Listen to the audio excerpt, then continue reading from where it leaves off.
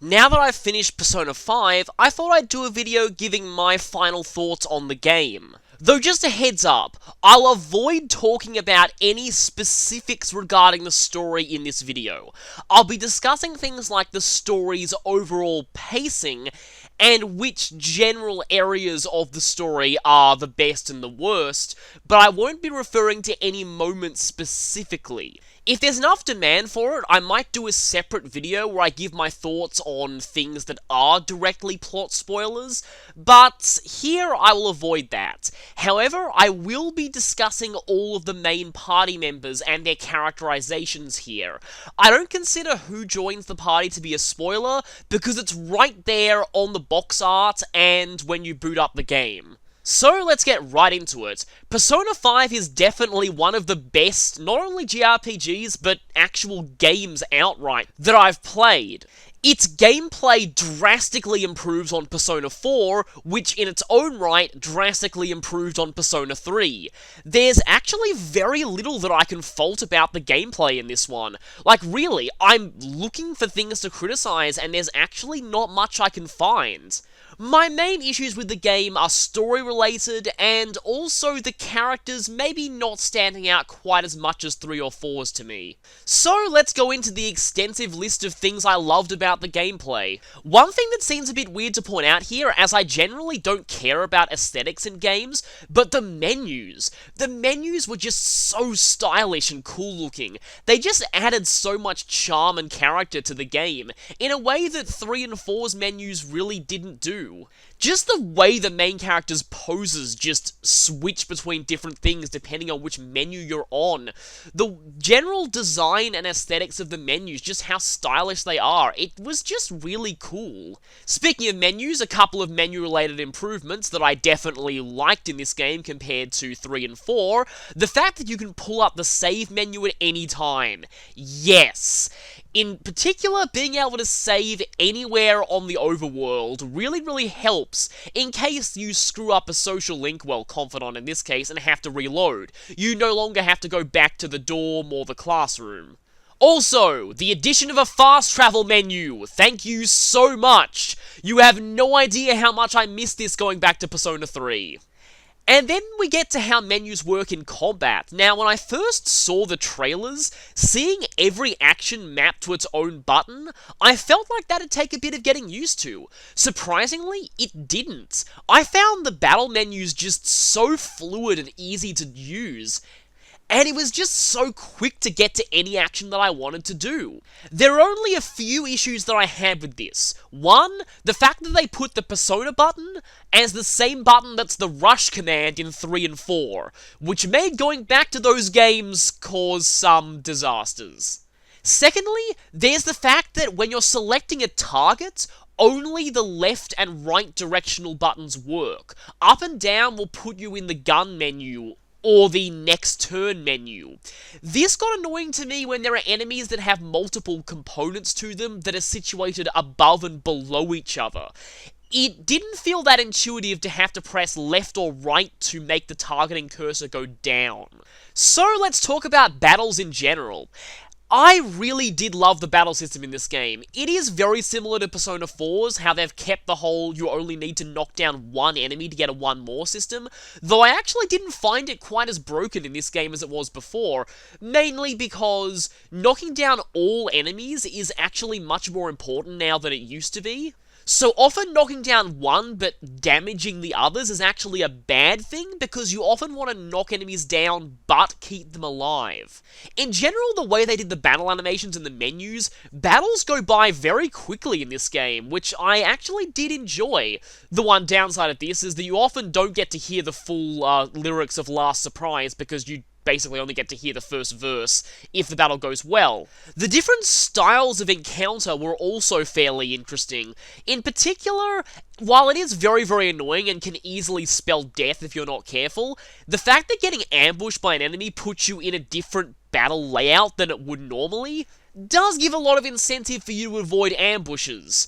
However, this all goes out the window once you learn the ability from the Star Confidant that lets you escape from being surrounded.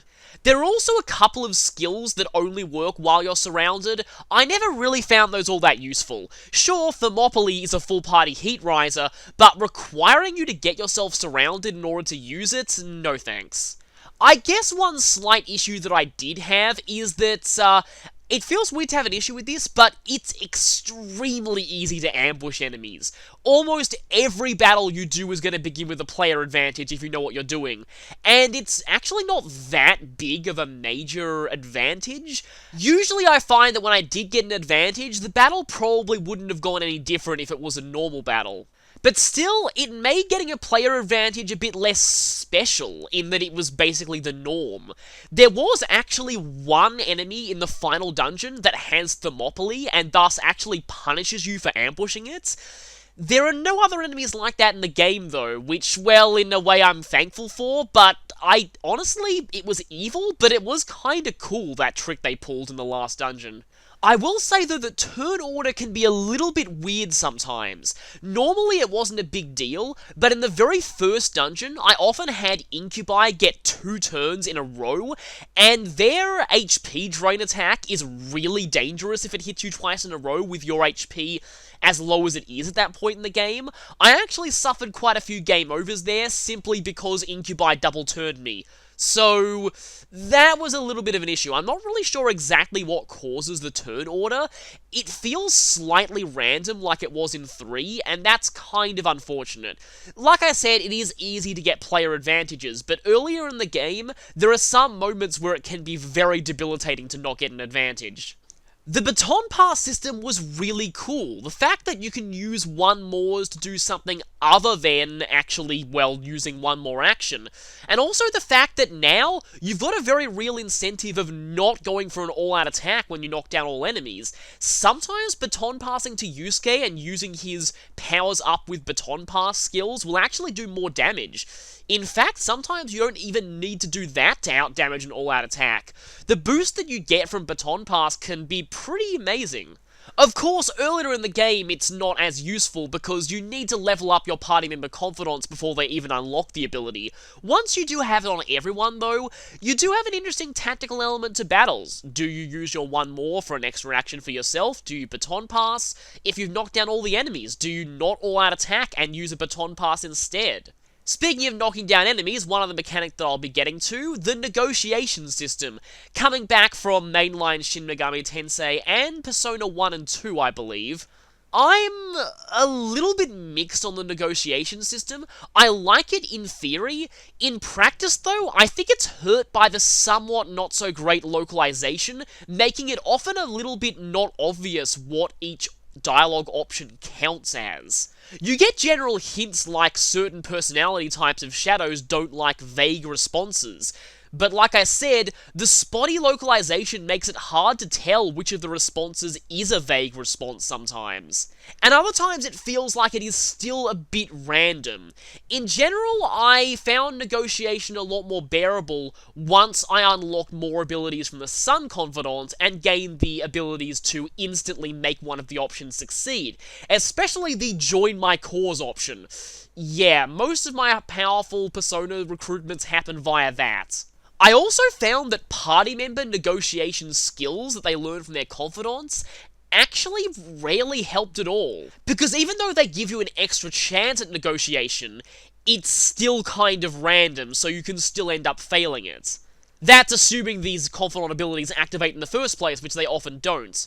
There is one issue that I have with the money command, and I'll get to that when I talk about how the confidants work.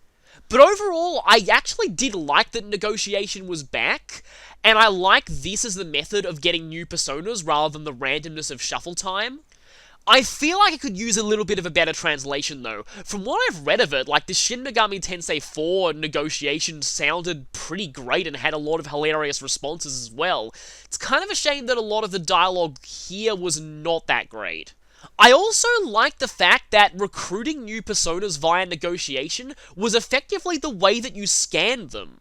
Once you have a Shadow's Persona counterpart, you're able to see all of their elemental affinities on its stat screen. I like this far, far better than Persona 4's you have to just keep guessing until you hit the right weakness, and then it'll show up on the scan mechanic.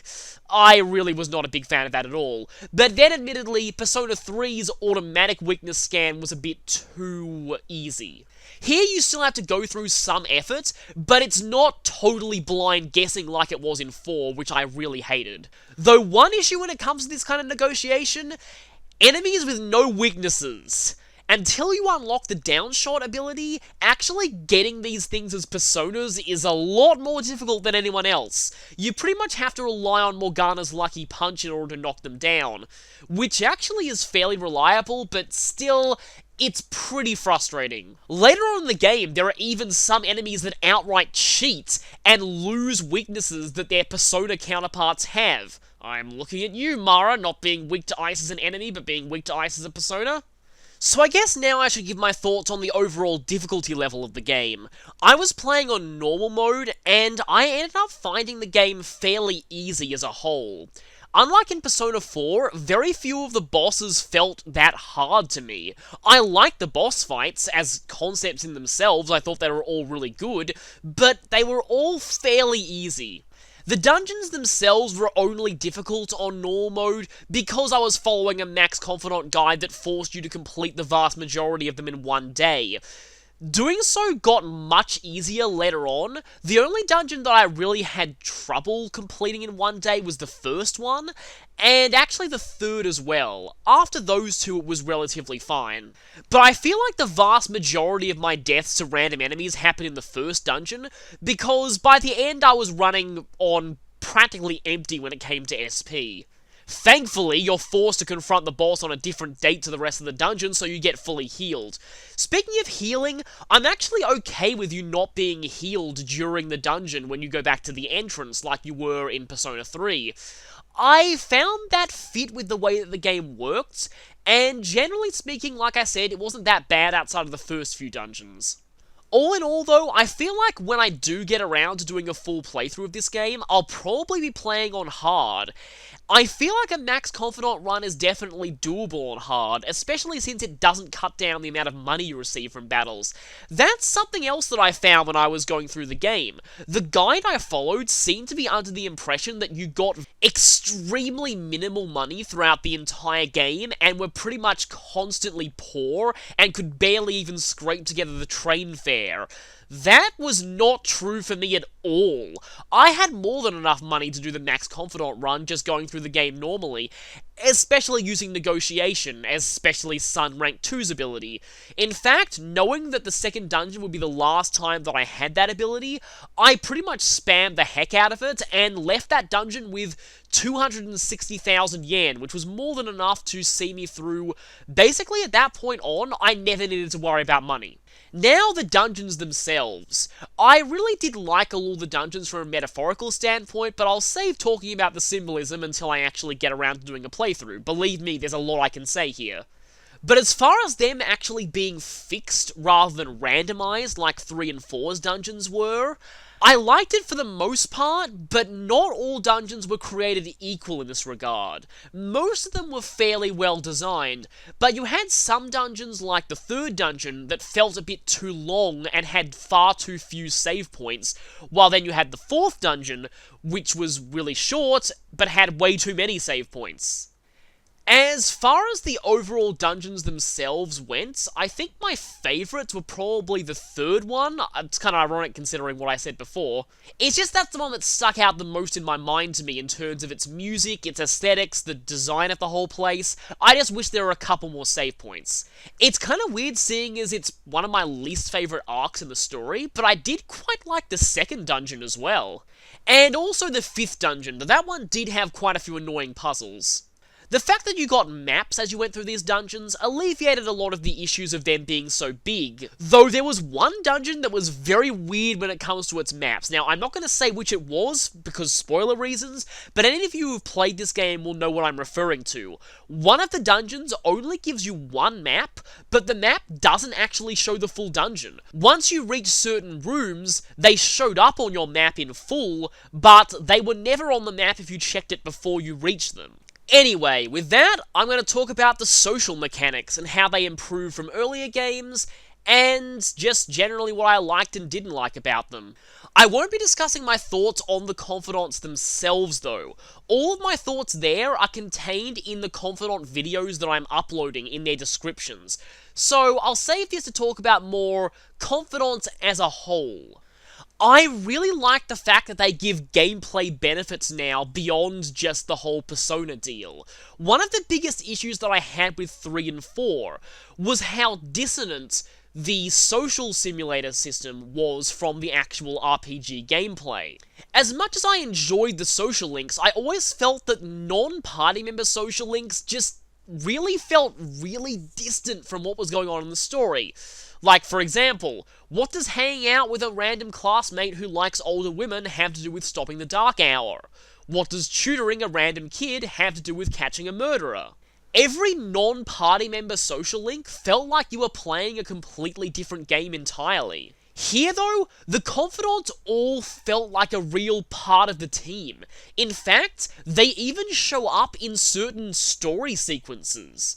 As much of a meme as it's become on the internet, I really do love how each confidant is introduced when you first start them. How they do the flash forward. You get told you must have had this kind of person helping you.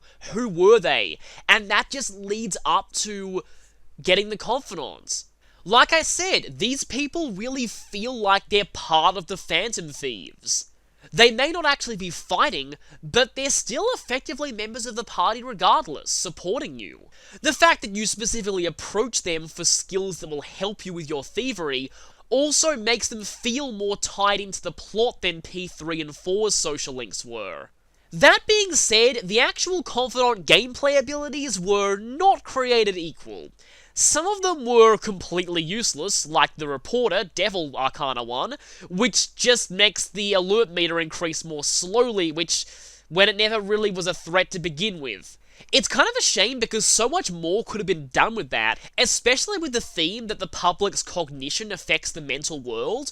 A lot of people think they could have implemented some kind of Persona 2-like rumors becoming real system through the Devil Confidant, but sadly it was not to be.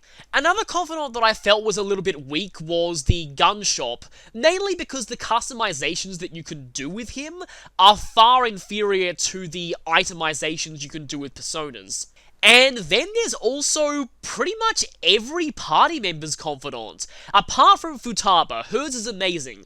But everyone else, aside from their Harisen recovery and endure abilities, all of their unique, character-specific confidant abilities, I just never found any of them all that great. Apart from Morgana's, but his are automatically unlocked anyway.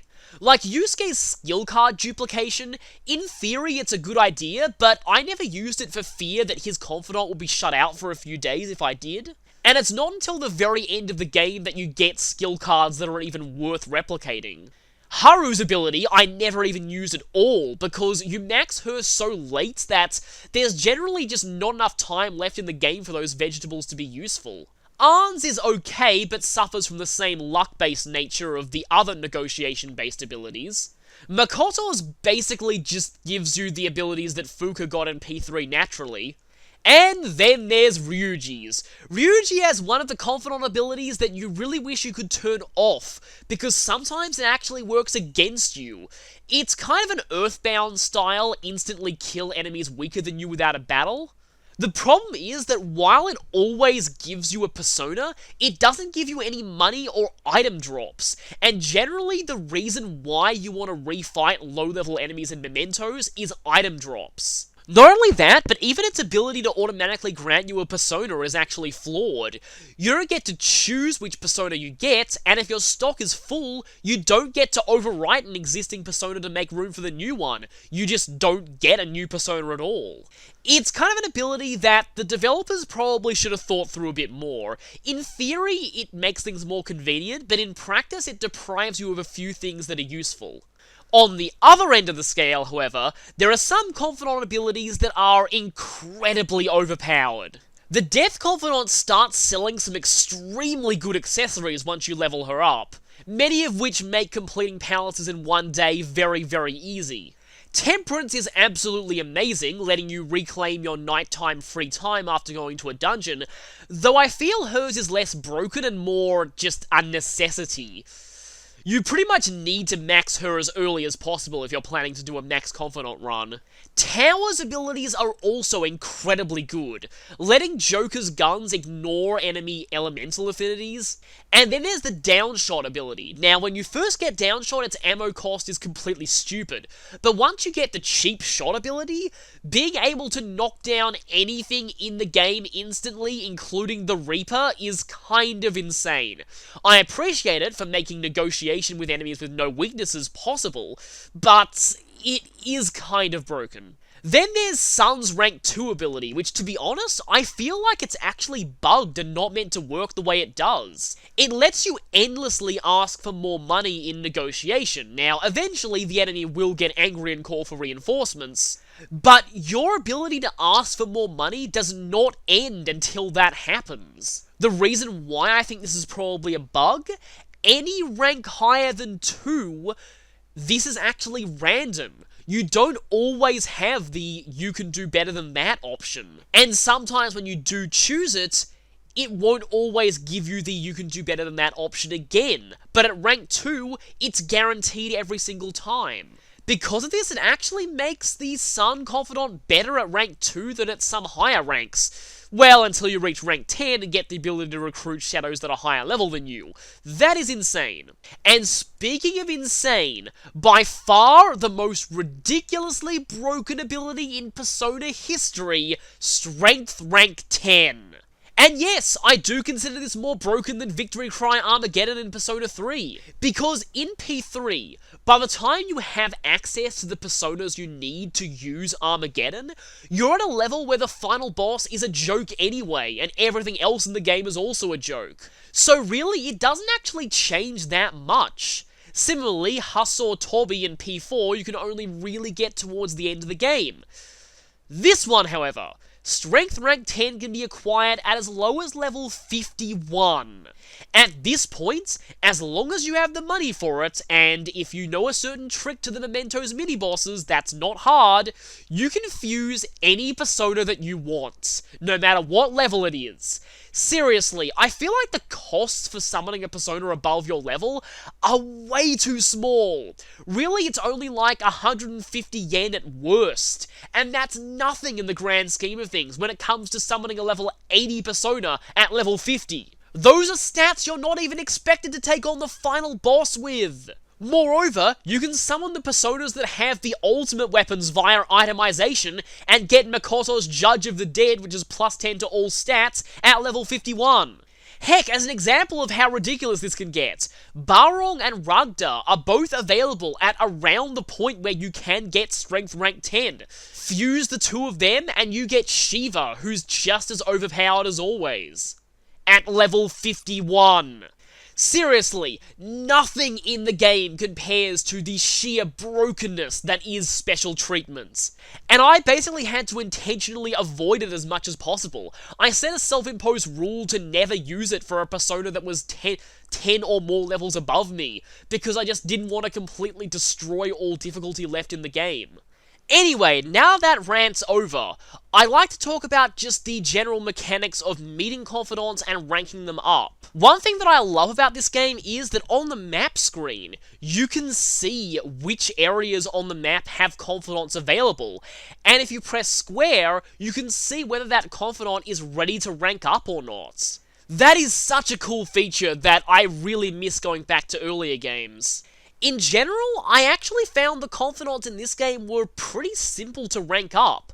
I always had a matching persona whenever I visited them, and very few of them required more than one spend time between ranks. The only one who did was Sojiro, and there are plot-based reasons for him not warming up to you early on. And there are actually quite a few confidants that never required spend time events between them. There are also a lot more nighttime confidants this time, which is kind of interesting.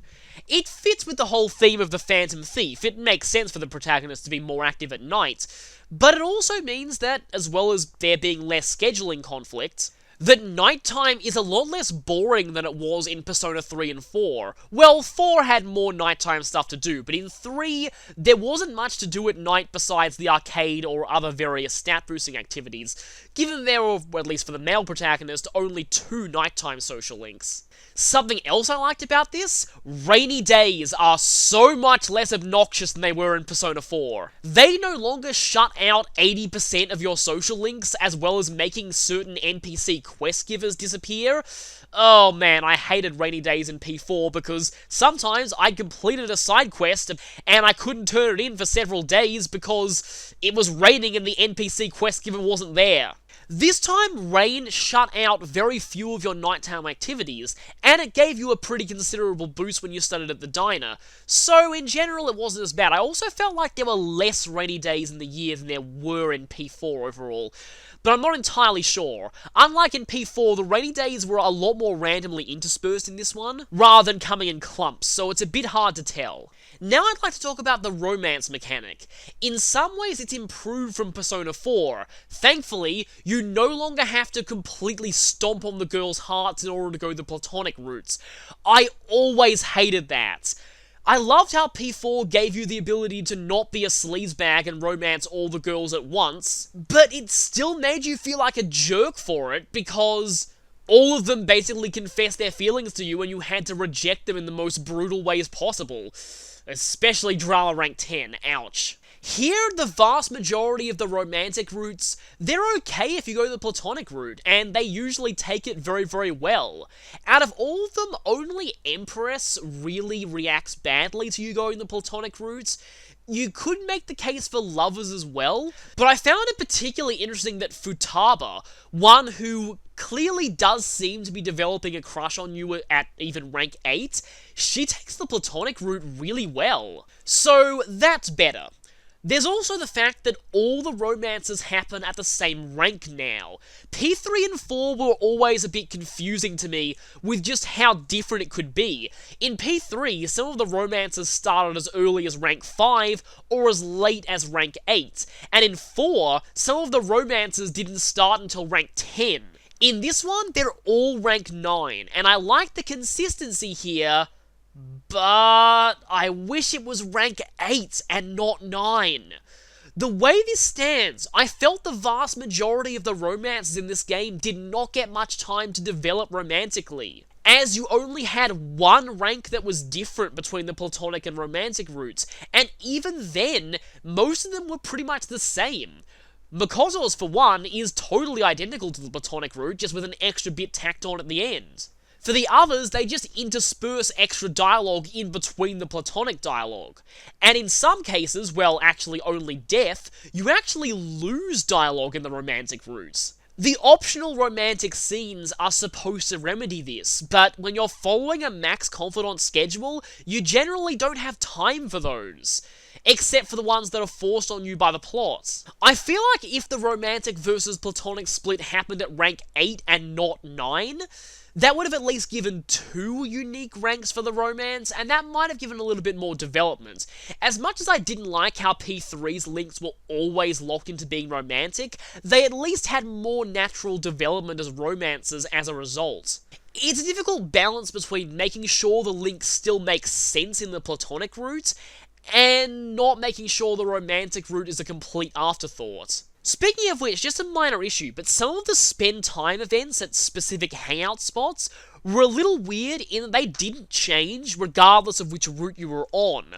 This was awkward because some of them seemed to assume the platonic route, like Devil, whereas others seemed to assume the romantic route, like Death. Yeah, one of Death's, they mentioned cooking for you, which sounds very awkward if you're only platonic. Whereas that spend time event that I referred to for Devil that occurs after rank 9 makes so much more sense in the platonic route. There's also the fact that getting Kawakami to give you a massage is really awkward if you're not on the romantic route with her. While on the subject though, I did really like the Hangout Spots feature. It was a nice way to make the generic spend time events less, well, generic, seeing as you've got a couple of unique ones for each confidant, though you actually don't have time to see all of them in one playthrough pretty much. But also the fact that it adds an extra layer of slight depth to the social system, in that you can choose to go to places that you think the other person would enjoy. It was also fun unlocking more of these as the game progresses. It was also kind of interesting as well that you got books that let you unlock certain locations, but you could also unlock them through confidants or in some cases through the main story automatically. One thing I will say though is as far as books go, Yoncha Wanderer was kinda stupid. You can get the exact same effect as that just by examining 2 locations in the town. Yeah. It's a complete waste of a day reading that. Speaking of which, I'm not sure I like the fact that the speed reading book is locked behind 3 books that take 3 sessions to read. It's like by the time you have the speed reading book, there's nothing much left to read in the game. You get it and you're like, oh, that would have been so much more useful if I'd had that, oh, I don't know, before I had to read 3 3-segment long books. As far as the activities that boosted stats go, there was a good variety of them, and it was generally not that hard to max all of your stats, although I have heard otherwise from some people. I was following a guide, so I can't really speak for myself here. I will say that I felt the Big Bang Challenge felt a bit easy to me. I unlocked all of the tiers of it much faster than I ever did the Mega Beef Bowl in Persona 4. One other aspect of the gameplay mechanics that I thought was pretty well done, the Velvet Room. Thankfully, they're now using the you get to choose what skills you inherit through fusion system, which is so much better than how Persona 3 and Vanilla 4 worked with the randomness. But they've also added in a few other mechanics like the sacrificial fusion from Q. But my favourite is the electric chair, or itemization, because it combines the skill card extraction from Q, and I think it might have been in 4 Golden as well, with the systems from Persona 3, weapon fusion, and heart items, essentially. As much as the randomness could get annoying, I really missed heart items in Persona 4. They're all really great nods to the mythology of specific personas, and I'm glad that they are back to an extent, as are the weapon fusions. In fact, some people who played Persona 3 might recognize some of the weapon fusions from that game, and there are a lot of nice new ones too. One minor issue that I have with itemization, I do wish the 1 itemization per day limit was dropped for the final day. I wanted to make some more ultimate weapons for the party right before the final boss, only to be told, nope, still 1 per day. That was annoying. The lockdown mechanic is also pretty interesting, though it's a little luck-based as to what skills that you can get out of it, and I never really ended up using it all that much. It was still pretty hilarious to go to my Persona menu and see a big fat jailed on one of my Personas, though. That made me laugh when I first saw it. I guess the only minor gripe I have with the way this Velvet Room works is, I'm not sure why 3-way fusion is now restricted to specific recipes only. That kind of feels like it's oversimplifying the process a bit. That's most of the things that I had to say about gameplay. Now on to some vaguely spoiler-free thoughts on how the overall story is presented. Say what you will about the quality of the story itself compared to Persona 3 and 4. Personally, I liked 3's better, but I still thought this story was good as a whole. However, one way where this game's story blows the others out of the water is pacing. I am so glad they fixed the pacing issues that 3 and 4 had. 4 especially. Unlike 4, you don't have to go through a 4-hour-long prologue before the game itself truly begins. You're pretty much launched into the action immediately, and your first visit to the dungeon happens fairly early as well. The main thing that I like, though, is there's much less downtime between dungeons than there was in 4 and between full moons in 3. And while there are still some random slice-of-life style events that happen over the course of the year, most of them end up being tied to the plot in some way, which I really liked. Persona 4 and even 3 to an extent had a lot of filler that you could easily remove and it wouldn't change the main plot at all. 5 has a lot of moments that seem like they're going to be filler at first, but end up actually being plot relevant. One thing I also liked about the presentation is the overall framing device. I won't say much about it due to spoilers, but I will say that at the end of every arc, you essentially get a little preview of the next arc. You get told, this was the person you targeted next. Now, how did you come to know of them? And then you start the next arc of the game. I just love that so much. It just gave me so much incentive to keep playing. I wanted to know what happened next. I feel like the story's pacing only falters at one point though, and that's the period of time surrounding the 4th dungeon. For some very weird reason, you get an enormous deadline for it, despite the fact that it's a fairly short and simple dungeon. I know there's summer vacation at the time, so there's not really all that much they could have done with the plot until it was over, but I still wish that the next arc began a little bit sooner. It definitely felt like the one time the game dragged on with between dungeon filler. Again, I don't see why the deadline was so long for this one. There is one more general issue that I have with the plot that I can talk about without giving away spoilers. Now, 3 and 4, I both felt that the plots of those games only started to get really good at the very, very end.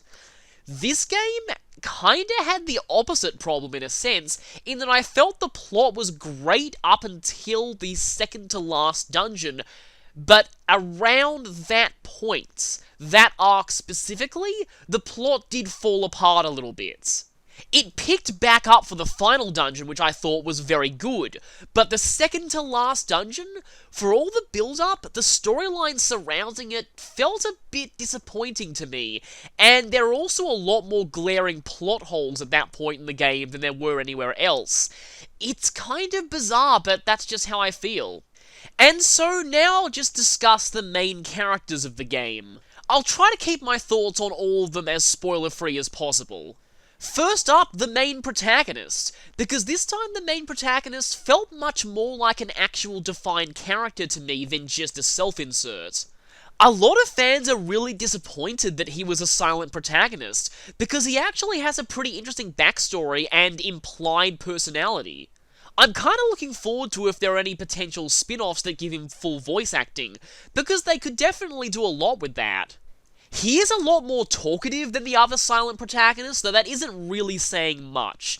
You still at least get a sense of the way he speaks, though. But through the way he acts, you do get that feeling of the outcast by day, but the suave phantom thief by night. Then there's Ryuji. As far as best friend characters go, I rank him better than Yusuke, but definitely not as good as Junpei. Though he is distinct from those two in being Chariot Arcana and not Magician. I did like that. In a lot of ways, his personality is more comparable to Kaz from Persona 3 than it is to Yosuke or Junpei. And unlike those two, I felt that his butt monkey comic relief status was actually a little bit downplayed. It's definitely present, but really the only one in the party who ever is kind of disdainful towards him without good reason is Morgana, and it's mainly due to the kind of rivalry the two of them have with each other. Unlike Yosuke, who pretty much the entire universe is conspiring against him all the time, and the rest of the party constantly picks on him. I thought that his moments throughout the main story were actually decent overall. He still contributed as a founding member of the Phantom Thieves, despite most of his development happening earlier on, and he did get some kind of decent character development later in the plot. From a gameplay standpoint, I'm going to talk about both him and Arn together, because the two of them are actually quite similar. So, speaking of Arn, what are my thoughts on her? She's probably my least favourite Lovers Arcana party member out of 3, 4, and 5, but that isn't saying much because I really liked both Yukari and Rise. Arn, to me, I don't think she's a bad character, but I think she suffers from the same issue that I had with Yusuke in Persona 4, namely, that the vast majority of her character development is all at the very beginning, and she's left with very little to do in the story after that. The main reason she's not my least favourite party member in terms of the main story is because she at least has being a founding member of the Phantom Thieves going for her, and her arc at the start of the game is fantastic. It's just disappointing that she kinda drops off in relevance after that. I felt like Ryuji managed to stay relevant, but she kinda didn't. From a gameplay standpoint, Ryuji and Arn I felt were kind of interesting as far as their usefulness throughout the game went. They're both early joining party members, and he acts as your main physical specialist, she acts as your main magical specialist. Neither of them are really anything all that special, but they're the only ones you have, so you've got to use them. Ryuji is in a lot of ways kinda like a cross between Kanji and Junpei, and Arn can be pretty much summed up as Mitsuru but with fire instead of ice, and no idiotic AI. So both of them help you early on. In the mid-game they kinda even out with the other party members. But then the late game happens. Ryuji and Arn both get an enormous spike in their usefulness in the very late game. Ryuji learns Mataru Kaja and Charge, which makes him the best physical damage dealer in the party, but not only that, Mataru Kaja makes him the member you want in your party for every boss fight, because that's just so useful. For Arn, as Ryuji is to physical, she is to magic. She is the only party member to learn Concentrate, and she eventually gets the severe all-party damaging fire spell. Stack that with both Fire Boost and Amp, and she can really dish out the magical damage in the endgame. So the two of them are kind of interesting in how their roles shift. They start out a little bit more balanced, and in the endgame they both become sheer brute force damage, and the best in the party at that role. Next, Morgana. Oh boy, yeah, this is another controversial character, but let me just say right off the bat, I am a cat person in real life, so that makes me biased towards Morgana to begin with. Ever since I experienced Koromaru back in Persona 3, I was waiting for them to do a cat party member. I kinda would have preferred a real cat rather than a mascot cartoon talking cat though. But as far as mascots go, I liked him a lot better than Teddy. It's kind of similar to the comparison between Ryuji and Yusuke. He is a bit of a butt monkey, but not quite to the ridiculous extent of Teddy. Like I said with Ryuji, the only party member he's ever really directly at odds with is Ryuji himself. Now, there's a lot of controversy over which of the two of them is the real bully in the whole situation. I do feel like one arc, I feel like both of them kind of develop out of it, and I'm not inclined to hate either of them. People may disagree though. I'll talk about that more if I get around to doing a spoiler discussion video. Also, unlike Teddy, he doesn't make lecherous comments towards all the girls, just one of them, and it's much more... It's a bit weird to say this, but I feel like it's more gentlemanly than Teddy's flirting was. Now, a lot of people have issues with Morgana's Jiminy Cricket-esque commentary on your everyday actions, but I personally liked that. It was kinda cool having, like, another voice be there while you were walking around by yourself. It meant you didn't really feel alone in that. And some of his comments on everyday activities were pretty funny. I also did not have an issue with him forcing you to go to bed at all. I know that's become a giant meme at this point, but I actually didn't have an issue with it. I kinda liked the fact that you were forced to go to bed early on plot days, as it made them feel self-contained, and didn't get them bogged down by you having to worry about the social schedule at the same time as them. I know the main reason the forced bedtime is hated is because of the DVD rental store, where you can sometimes end up with late fees due to Morgana, but in the guide that I followed for the Max Confidants, you never even touch the DVD rental store, so I didn't care. In battle, Morgana is the main healer, but I do feel a little bit odd about the fact that he uses winds, because we already had a healer who uses wind before in Yukari. I was kinda hoping for a bit more originality in the healer. Unlike Yukari though, Morgana is very, very fragile, and that's led a lot of people to dislike him as a party member to an extent. I still found Morgana very useful though. He is more useful on the harder difficulties where healers are much more necessary early on, and in some of the late bosses I found that his healing definitely helped out in making those fights a lot more safe. But one cool thing that Morgana did have is Lucky Punch. I've alluded to this before, but this is a single target physical attack with a really high critical rate, and until you get downshot, it's the only semi-reliable way of knocking down shadows with no weaknesses. Man, this was so good against Anubis, seriously. Since you need knockdowns to prompt negotiation, it's definitely useful. It also helps that it's one of your few semi-reliable methods of knockdown without SP, which also helps when you're being conservative with your resources. So Morgana was useful to have in battle for that alone. Next we come to Yusuke. Yusuke is probably my least favourite party member in terms of their contribution to the main story, which is weird because they're actually my favourite party member confidants. In the main story though, I feel like Yusuke suffers from the same issue as Arn, only to a much greater extent. After his arc, he barely has any plot relevance, and unlike Arn, he doesn't even have being a founding member of the Thieves going for him. Really, after his plot arc, the only purpose Yusuke serves in story scenes is to randomly come in and do something funny. I do like his eccentricities, and I do find him a pretty hilarious character. I just feel like he should have been so much more than just the random source of comedy. And I didn't find his own arc quite as engaging as Arn's, so that's why I rank him lower than her overall. Again, I don't think he's a bad character, he just drops off heavily in relevance later on in the plot. And by that I mean 90% of the plot. It also doesn't help that with his very flowery language, he tends to suffer the most from awkward localizations in the party. In battle, Yusuke is probably the one party member that I would consider actually not all that useful.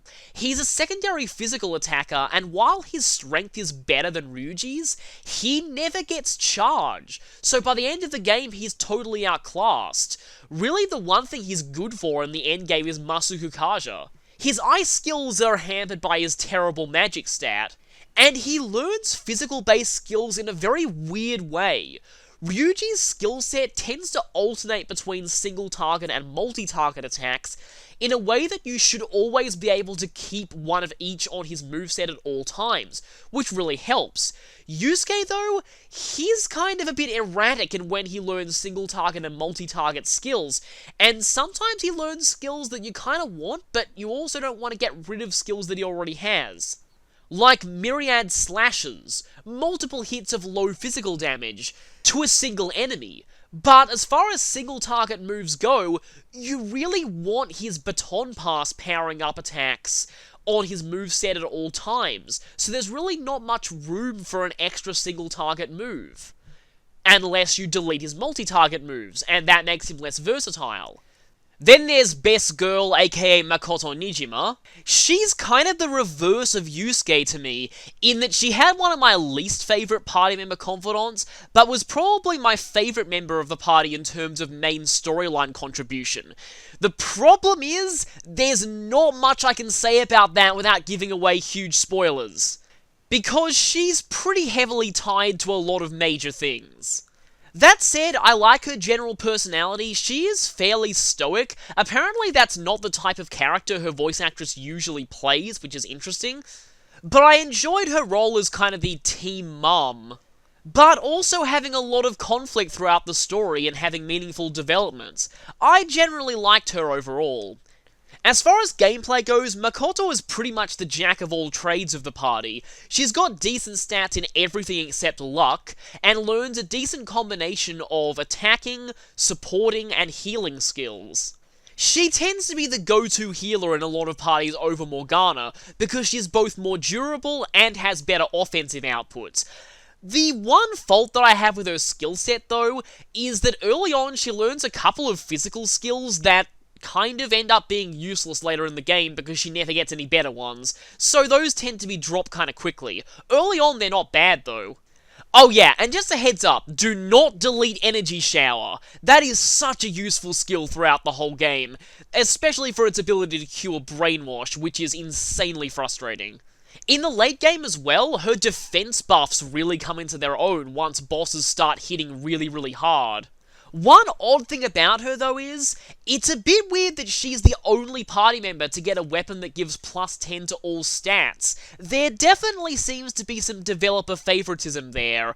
I kinda wish it was like in earlier games where everyone got that effect. Then there's Futaba. Futaba, I thought was a pretty great character. I admit that she is a fairly generic nerdy character, but the game examined the darker consequences of the hikikomori archetype with her pretty well. And she had a great mix of being both amusing and also having meaningful character development throughout the game. In battle, best navigator ever. I know that most of her abilities were copied from Rise and Golden, but being able to give a full party Heat Riser, that's right off the bat without any confidant ranks by the way, is just insane. I know that her buffs are kinda luck dependent, but still, just getting them at the right time is just incredible. Though, the one issue that she does have, I really wish that she wouldn't do Ultra Charge while your party is brainwashed. That gets very scary. But seriously, best navigator ever. Futaba is the one party member whose confidant bonuses I actually found really great. Though, why does her ultimate persona lower her luck? I really don't understand the logic behind that. Now Haru. This is just kind of unfortunate. Persona 3 had Shinjiro, and Persona 4 had Naoto, party members who joined very late into the game. However, both of them had been recurring characters ever since the start of the game. So, you already got to know them in the story, and they were definitely a presence, and so had opportunity to develop. Haru, though, you barely even see her before she joins the party, and as a result, she really suffers from her late join time and doesn't get much development, or really just feels like the one member of the Phantom Thieves who's just kinda there. Which is a shame. She had a lot of potential, and apparently, she goes to your school, so there's no reason why you couldn't have seen her earlier on, but sadly, it was not to be. You pretty much only start seeing her right before her arc begins. In terms of gameplay, she suffers a little bit from Ken syndrome, in that her moveset tries to do too many things at once. She's got gun skills, Sai skills, healing skills, and Tetrakan and Makarakan. It's kind of weird, and the skills often compete for move slots. She kind of suffers from, well, they call it 4 move slot syndrome in Pokemon, but here it's 8 move slot syndrome. I find you generally have to sacrifice either her Psy damage or her gun damage in order to maximize her skill slots. To me, I focus more on her gun attacks, because that made her fairly unique as a party member. But I ended up having to give up Tetrakan eventually, because I've heard Makarakan is more useful in general, though I mainly used it to block status spells and not actual damaging spells. Yeah, she is the one party member to learn Heat Riser, but Heat Riser is actually not that worth it unless you're doing solo fights, because by the time you buff the whole party with it, the first Heat Riser will almost have worn off, and it costs a whopping, I think it's 30 SP, or is it more, every cast? It's definitely awesome yet impractical. Futaba's full party Heat Riser is kinda better. One thing that I will say about Haru, though, her grenade launchers are absolutely excellent in terms of raw gun damage. She's by far the best party member to get the Skilled Gunman trophy with. I've heard that her snipe and cripple skills actually boost the grenade launcher, as well as her actual gun skills, which is pretty cool. So that's as much as I can say about the story and characters spoiler-free. But there's one more thing that I want to touch on before I end this: the localization. Now, I don't think the localization is horrible. It's not Mega Man Battle Network 4 levels of terrible. It's still readable and perfectly bearable. It's just that I expect so much more from Persona and from Atlus in general. Persona 3 and 4 have some of my favourite localized scripts of all time. Sure, they do keep the Japanese honorifics, but it makes sense because the game is set in Japan. And they did make sure to get rid of anything that's far too incomprehensible in English. All the dialogue feels very well written and natural in both of those games. 5, though, it was not quite up to that lofty standard. I never like it when I'm playing a game and I see a line and I think immediately in my head that probably made more sense in Japanese. But that's the feeling that I got with some of the dialogue here. Lines like "the girl of rumor." You also have what I can only assume are typos, like Kamoshida was a scum. And there are even moments where what's said in text doesn't quite match up with the voice acting. There's one point during the second to last palace where Futaba has a line where she actually says two things in the sentence in the reverse order than they're actually written in. There's also one very, very painfully glaring moment in the second dungeon. Now, normally I'm fine with these games leaving in Japanese cultural references, but there is a limit to that. When you have a joke that falls completely flat if you don't have knowledge of Japanese and intimate knowledge of Japanese culture, that's really the kind of thing you should be changing. It's a line right after Yusuke first joins and they're deciding on his codename. Ryuji makes a joke that is totally incomprehensible if you aren't Japanese, and they kept it in. I was pretty much facepalming when I saw that. That is really, really bad localization form. The localization isn't always this mediocre though, and yes, I say mediocre, not bad. I don't think it's abysmal, but it still could be better. Weirdly enough, I felt like the worst of the localization as far as the main story was concerned was all concentrated at the very beginning, which is not good because you want to leave a good first impression, and this didn't really do it for me.